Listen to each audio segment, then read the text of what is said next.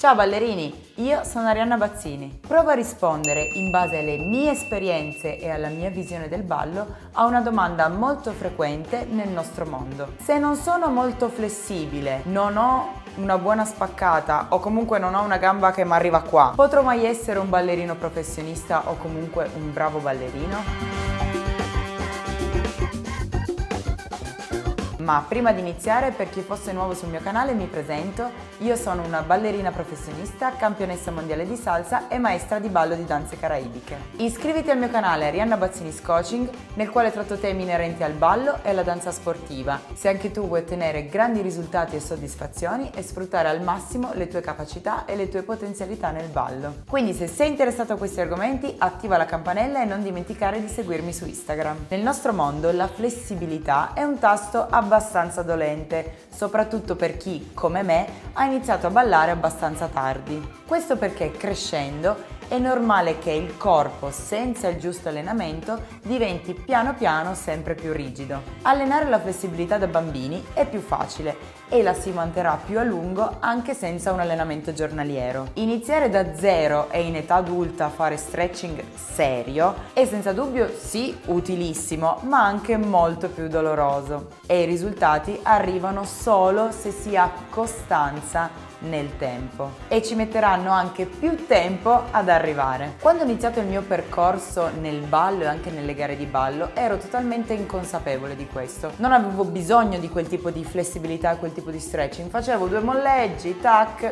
ed ero pronta, ero calda. Ma questo perché veramente ai livelli in cui ero io all'epoca non avevo bisogno di fare cose esagerate né con le gambe né con la schiena, anche se adesso capisco e delle volte magari facevo dei movimenti forti con la testa magari indietro, tac, poi 2 giorni dopo ero completamente bloccata. Ora capisco perché. Non davo abbastanza importanza al riscaldamento e all'allungamento. C'è da dire che nella mia disciplina, quindi nelle danze caraibiche, non è estremamente importante avere una super flessibilità. Non è così indispensabile perché dipende anche dallo stile che fai, dallo stile in cui ti specializzi. In altre danze come la danza classica è normale che sia una caratteristica imprescindibile quella di essere molto flessibile, senza la quale non puoi migliorare o proseguire correttamente il tuo percorso come ballerino o ballerina. Nella mia disciplina credo che sia il sabor un elemento imprescindibile, ma questa parola racchiude un discorso e un significato così vasto e affascinante che avrei bisogno di un intero video per spiegare quello che significa per me e come io definirei il sabor. Nel mio percorso nelle danze caraibiche e nelle gare, inizialmente pensavo che il mio sabor, la mia personalità, bastasse a compensare questa lacuna, quindi il fatto di non avere una schiena magari molto flessibile, le gambe sicuramente non mi arrivavano qui, anzi facevo molta fatica, anche a fare un semplice slancio di una gamba perché non ero preparata correttamente.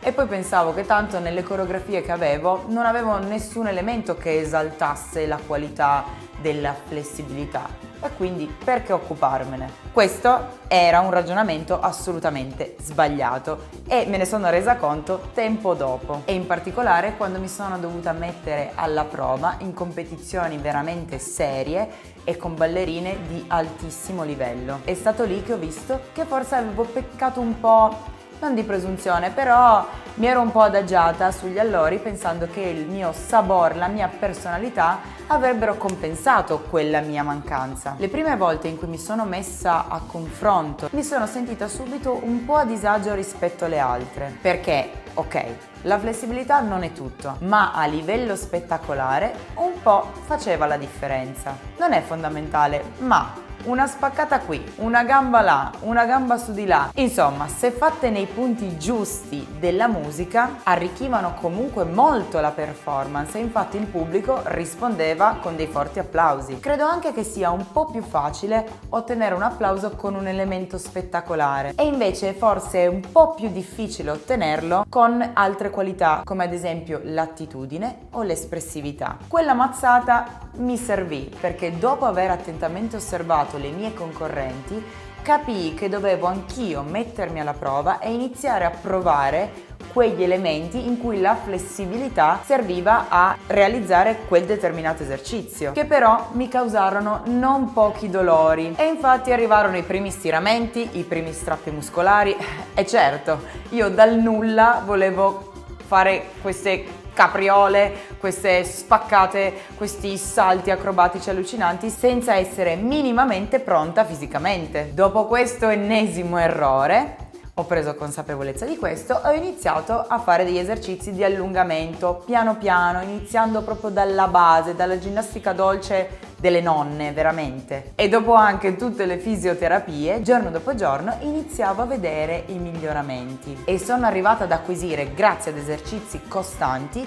il livello di flessibilità che mi serviva. Anche oggi non è che io voglio essere squartata, come si dice, non mi serve quello, perché credo che ogni ballerino abbia i suoi punti di forza, dettati anche dal fisico con il quale nasce. Certo, io che sono alta 1,70 m difficilmente sarò più agile di una ballerina alta 1,58 m ad esempio. Io credo che se ad oggi non hai flessibilità, ovvero non hai una grande spaccata o la gamba appunto che ti arriva qui, non vuol dire che tu non possa diventare un ballerino o una ballerina professionista. Nel mio settore, ovviamente. Ho visto e conosco dei ballerini che sono veramente dei mostri riconosciuti e stimati a livello mondiale e che non alzano la gamba più di 90 gradi. E non hanno neanche bisogno di farlo perché riempiono il palco con altre 1000 qualità che li caratterizzano. Nel mio caso, io ho allenato in modo specifico alcuni esercizi che mi potevano servire per arricchire la performance in alcuni punti specifici della musica, magari negli stacchi musicali, e quindi ho allenato bene quelli senza esagerare e senza voler diventare una ginnasta. Io ci ho messo veramente tanto tempo e tanto lavoro ad acquisire la flessibilità che ho oggi ed ho associato alla flessibilità l'allenamento anche di un'altra caratteristica che forse è un po' più innata, che è la potenza muscolare. Semplicemente vuol dire che quando creo i miei esercizi in cui uso la flessibilità, cerco di creare una sequenza molto veloce nella quale la potenza muscolare arrivi in aiuto alla flessibilità che non ho. E così, tac, tac. Noi ballerini per fortuna siamo tutti diversi, quindi se non sei flessibile non vuol dire che tu non possa diventare un ballerino professionista. Però non per questo ti devi adagiare come ho fatto io in passato o trascurare questo aspetto, perché ragazzi, lo so, è difficilissimo. Pensate che io devo fare questi esercizi assolutamente ogni tot tempo perché tendo a perdere l'elasticità e la flessibilità molto velocemente. Quindi vi consiglio tutte le mattine 30 minuti costantemente fate gli esercizi e vedrete che in pochi mesi noterete una grossa differenza. Ed allenatela non solo per le vostre coreografie, ma perché la mobilità è molto importante per noi ballerini. Ci permetterà di poter ballare più a lungo nel tempo, eviterà infortuni ed è anche molto importante per la nostra postura. Non rimandate, fatelo comunque anche se ad oggi non vi è utile nelle vostre coreografie. E poi vi assicuro che già vedere una vostra gamba che prima era qua, arrivare qua è già una grandissima soddisfazione. Spero che questo mio punto di vista possa esservi stato di aiuto. Fatemi sapere scrivendo nei commenti qual è la vostra opinione a riguardo e magari anche la vostra esperienza personale. Se ti è piaciuto questo video, iscriviti al mio canale Arianna Bazzinis Coaching e attiva la campanella. E non dimenticare di seguirmi anche su Instagram. Ciao ballerini, al prossimo video!